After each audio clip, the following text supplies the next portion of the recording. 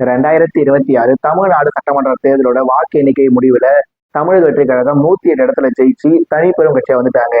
மே 6ஆம் தேதி புதன்கிழமை சாயங்காலம் நான் இந்த வீடியோ பேசிட்டு இருக்கும் போது காங்கிரஸ் கட்சி விஜய்க்கு ஆதரவு தந்துட்டாங்க. திரு விஜய் அவர்களும் கவர்னர் கிட்ட போய் ஆட்சி அமைக்கிறதுக்காக கடிதத்தை கொடுத்துட்டாரு. பட் இந்த வீடியோன்றது தாவேகா தலைவர் திரு விஜய் அவர்களை பத்தின வீடியோ இல்லை. ஆனா இந்த வீடியோ எதை பத்தினா திராவிட முன்னேற்ற கழகம் அந்த கட்சியோட தலைவர் திரு முத்துவேல் கருணாநிதி ஸ்டாலின், அந்த கட்சியோட இளைஞர் அணி தலைவரான உதயநிதி ஸ்டாலின் அவர்களோட அடுத்த கட்ட செயல்பாடு என்ன, திமுகவோட அரசியல் எதிர்காலம் என்ன அப்படின்றத பத்தி பாக்குறதுக்கு முன்னாடி நான் ஒரு சின்ன விஷயத்த பதிவு பண்ண ஆசைப்படுறேன். அது என்னன்னா, நடந்து முடிஞ்ச இந்த 2026 தமிழ்நாடு சட்டமன்ற தேர்தல்ல திரு விஜய் அவரோட தமிழக வெற்றி கழகம் 108 இடத்துல ஜெயிச்சுட்டாங்க. 34.9% ஓட்டு எடுத்திருந்தாங்க. 1.25 கோடி வாக்குகளை பெற்று இருந்தாங்க. இது எல்லாம் நமக்கு தெரிஞ்ச விஷயம் தான். திரு விஜய் அவர்கள் இந்த மாதிரி ஒரு மிகப்பெரிய வெற்றியை பெறுவார்ன்றத நான் கண்டிப்பாவே எதிர்பார்க்கல, விரும்பவும் இல்லை. ஆனா திரு விஜய் அவர்கள் 108 இடத்துல ஜெயிச்சிட்டாரு. 35% ஓட்டு எடுத்துட்டாரு. 1.25 கோடி வாக்குகளையும் பெற்றுட்டாரு. இத பத்தி பல பேர் பல விதமான கருத்துக்களை சோசியல் மீடியால பதிட்டு இருந்தாங்க. அதுல ஒரு முக்கியமான பதிவு என் கண்ணில் பட்டுது. அது என்னன்னா, டாஸ்மாக் கடையில 10 பேர் இருக்காங்க, 100 பேர் இருக்காங்க, 1000 பேர் இருக்காங்க, லட்சம் பேர் இருக்காங்க, கோடி பேர் இருக்காங்க. அப்படி 1, 10, 100, 1000, 10,000, லட்சம், 10 லட்சம், கோடின்னு சொல்லி டாஸ்மாக்ல கோடிக்கணக்கில் மக்கள் போயிட்டு விருப்பப்பட்டு டாஸ்மாக்ல குடிச்சாலும் நூலகத்துல வெறுமனே ஒருத்தர் 10 பேர், 100 பேர், 1000 பேர், 10,000 பேர், லட்சம் பேர், 10 லட்சம் பேர், வெறுமனே 19 லட்சம் பேர் மட்டுமே இருந்தாலுமே கூட 1.25 கோடி பேரு டாஸ்மாக்ல போய் அந்த டாஸ்மாக் வரிசையில நின்று அந்த டாஸ்மாக்ல இருந்து சரக்கை வாங்கி அந்த சரக்கை எடுத்து கிளாஸ்ல ஊத்தி அந்த சரக்கை மன மகிழ்ச்சியோட குடிச்சாலுமே டாஸ்மாக்ல போயிட்டு சரக்கு வாங்கி குடிக்கிறதுன்றது தப்புனா தப்பு தான். அதுவே நூலகத்துக்கு போய் வெறுமனே ஒரு 19 லட்சம் பேர் மட்டும் நூலகத்தை படிச்சாலும் நூலகம் சரியான இடமா, டாஸ்மாக் சரியான இடமான்றத நீங்களே முடிவு பண்ணிக்கங்க. இதுல நூலகம் யாரு, டாஸ்மாக் யாருன்றத நான் சொல்லி தெரிய வேண்டியதில்லை. ஏன்னா இந்த 2026 தமிழ்நாடு சட்டமன்ற தேர்தலில் மொத்தமா 4 முறை போட்டி நிலவிருக்குது. இதுல 3 பேர் டாஸ்மாக பத்தி எதுவுமே பேசல. ஒருத்தர் மட்டும்தான் நான் வந்தா டாஸ்மாக மூடுன்னு சொல்லியிருந்தாரு. அதனால டாஸ்மாக பத்தி பேசாத 3 பேருமே டாஸ்மாக். யாரு வந்தா டாஸ்மாக மூடுன்னு சொன்னாரோ அவரு தான் நூலகன்றதை சொல்லிட்டு நாம இந்த 2026 தமிழ்நாடு சட்டமன்ற தேர்தலில் திமுக தொடர்ந்து 2வது முறையா ஆட்சிக்கு வர முடியாம போனது ஒன்றும் ஆச்சரியமான விஷயம் இல்லை. ஆனா திமுக தன்னோட கோட்டையான சென்னையில படுதோல்வி அடைஞ்சிருக்காங்க. அந்த கட்சியோட தலைவரான திரு முத்துவேல் கருணாநிதி ஸ்டாலின் அவர்களும் படுதோல்வி அடையலனாலும் அவர் தோத்தது உண்மையிலேயே ஆச்சரியமான முடிவு, அதிர்ச்சி அளிக்கிற முடிவு தான். அதனால திமுகவோட அரசியல் எதிர்காலம் இந்த 2026 தமிழ்நாடு சட்டமன்ற தேர்தலோட முடிவுக்கு பிறகு என்ன ஆகுன்றத இந்த வீடியோவில் நாம ஒவ்வொரு பாயிண்டா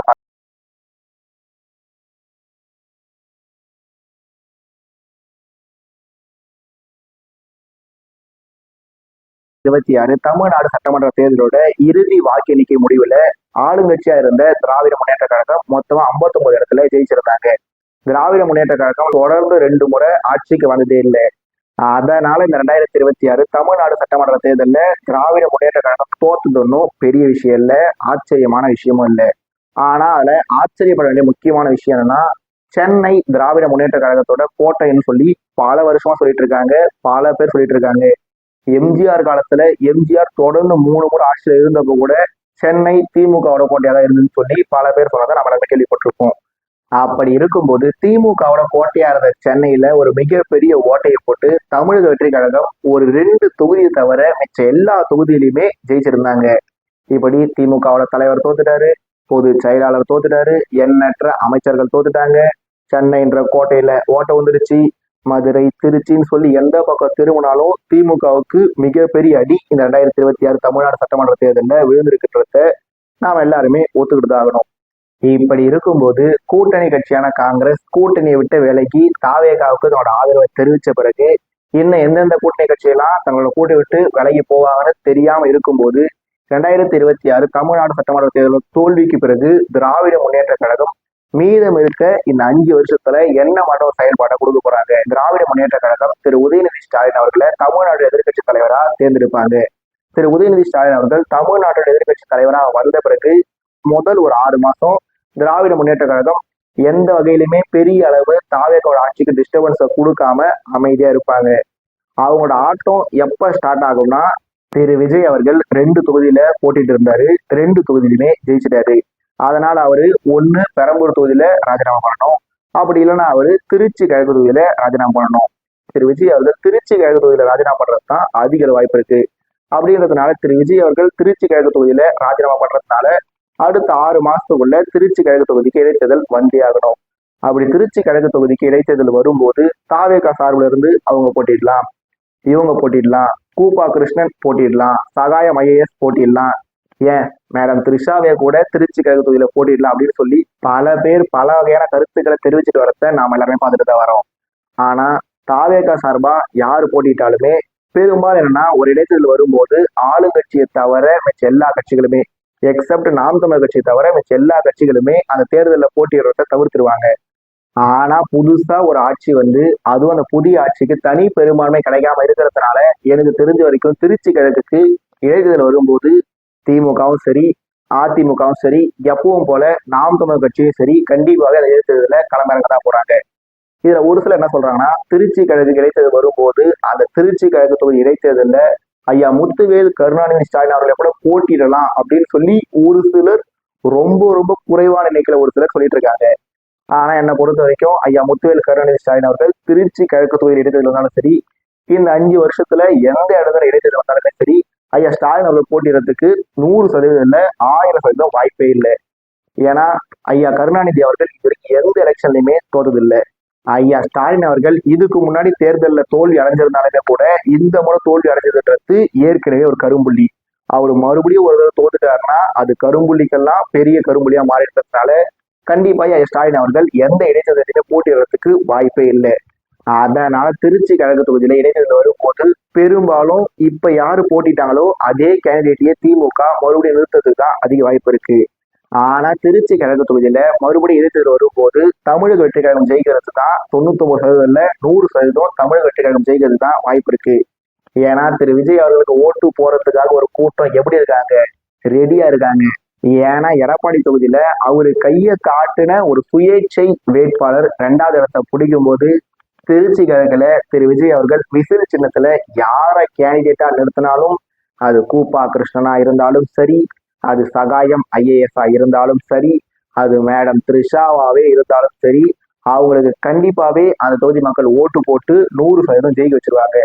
அதனால திருச்சி கிழக்கு இடைத்தேர்தல்ன்றது முக்கியமான விஷயமா இருந்தாலும் வெற்றியா பார்க்கும்போது அது எந்த வகையிலுமே பெரிய அளவு தாக்கத்தை ஏற்படுத்த போறது இல்லை. ஆனா திமுக அதன் பிறகு என்ன செய்யணும்? திமுக ஆட்சியில் இருக்கும்போது பெரிய அளவு ஸ்கோர் பண்ணுவாங்கன்னு கேட்டா கண்டிப்பாக ஸ்கோர் பண்ண மாட்டாங்க. ஆனா திமுக எதிர்கட்சியா இருக்கும்போது ஸ்கோர் பண்ணுவாங்க, ஸ்கோர் பண்ணிட்டே இருப்பாங்க. பாலே இல்லாம 4 அடிப்பாங்க, பேட்டே இல்லாம 6 அடிப்பாங்கன்ற மாதிரி அவங்க ஸ்கோர் பண்ணிட்டே இருப்பாங்க.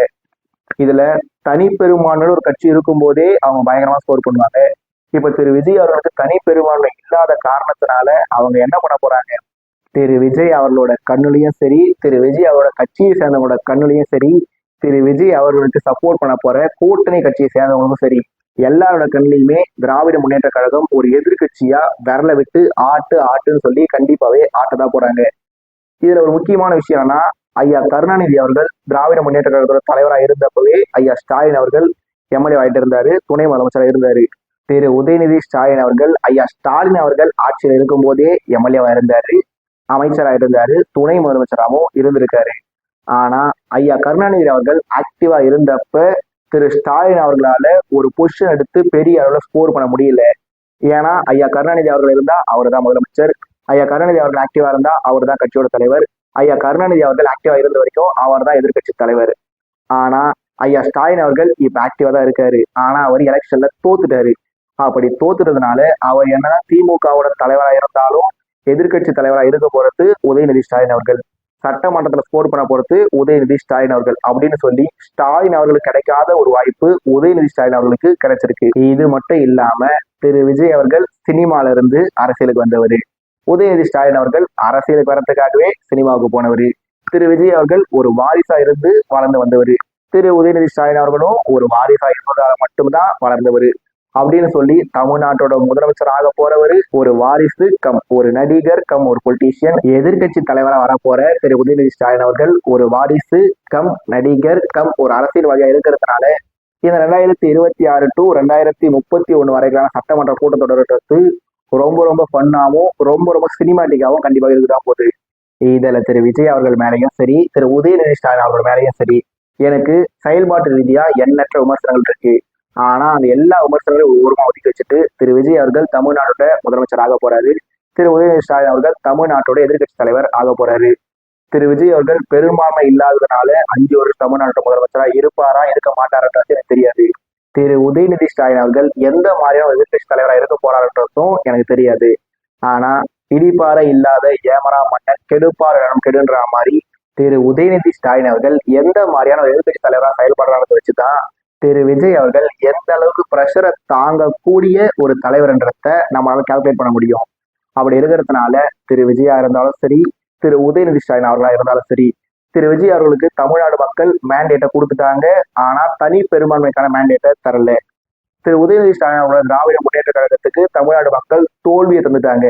ஆனா 1991 மாதிரியோ இல்ல 2011 மாதிரியான படுதோல்வி தரல. அதனால தமிழ்நாட்டு மக்கள் சி ஜோசப் விஜய் மற்றும் உதயநிதி ஸ்டாலின் சொல்லி 2 வாரிசு கம் நடிகர் கம் அரசியல்வாதிகளுக்கு ஒரு வரலாற்று வாய்ப்பு தந்திருக்காங்க. இந்த வரலாற்று வாய்ப்புல திரு விஜய் அவர்களும் சரி திரு உதயநிதி ஸ்டாலின் அவர்களும் சரி இந்த வரலாற்று வாய்ப்பை பயன்படுத்திக்கிட்டு திரு விஜய் அவர்கள் நல்லாட்சியை தரணும். திரு உதயநிதி ஸ்டாலின் அவர்கள் ஒரு தலை சிறந்த எதிர்கட்சி தலைவராக செயல்படணும். இங்க ஒரு முக்கியமான விஷயம் என்னன்னா திரு விஜய் அவர்களும் சரி திரு உதயநிதி ஸ்டாலின் அவர்களும் சரி செயல்பாட்டு அடிப்படையில இவங்க 2 பேர்கிட்டையுமே பெரிய அளவோட வேறுபாடு இருக்குமான்னு கேட்டீங்கன்னா கண்டிப்பாவே இருக்காது. ஏன்னா கொள்கை ரீதியாகவும் சரி கோட்பாட்டு ரீதியாகவும் சரி தேர்தல் அறிக்கை அடிப்படையிலும் சரி திரு விஜய் அவர்களும் திராவிட முன்னேற்ற கழகமும் திரு உதயநிதி ஸ்டாலின் அவர்களும் தாவேக்காவும் எந்த இடத்துலையுமே பெரிய அளவு வேறுபடல.